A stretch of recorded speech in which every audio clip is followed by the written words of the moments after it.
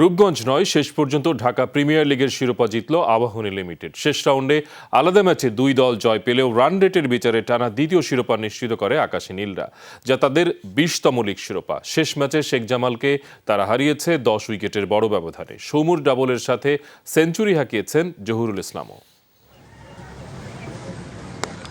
পুরো লিগের ব্যর্থতার কালিমা শেষ দুই ম্যাচে মুছে দিলেন সৌম্য সরকার। শুধু তাই নয়, সুপার লিগের শেষ দুই ম্যাচে জোড়া সেঞ্চুরি করে তিনি এখন বাংলাদেশের রেকর্ড বয়। তার অনবদ্য ব্যাটিংয়ে 20তম লিগ শিরোপা জয়ের উপলক্ষ পায় আবাহনী। 318 রানের বড় টার্গেট তাড়া করতে নেমে শুরু থেকেই আক্রমণাত্মক ছিলেন সৌম্য। 52 বলে 50, পরের 26 বলে সেটিকে রূপ দেন সেঞ্চুরিতে। সৌম্যের বীরত্ব এখানেই থামেনি। বাংলাদেশের লিস্ট ক্রিকেট ইতিহাসের প্রথম ক্রিকেটার হিসেবে ডাবল সেঞ্চুরি তুলে নেন সরকার।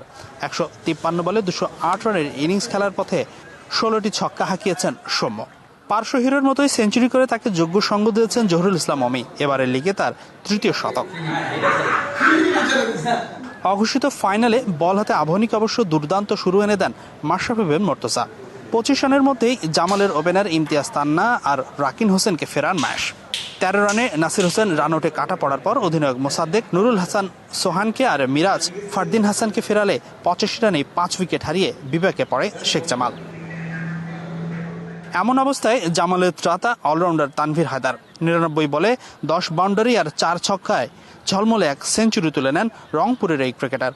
শেষ পর্যন্ত তার 115 বলে 132 রানের বড় ইনিংসের সাথে ইলিয়াস সানির 45, মেহরাব হোসেনের 44 রানের দুটি ইনিংস যোগ হলে 9 উইকেটে 317 রানের বড় স্কোর পায় জামাল।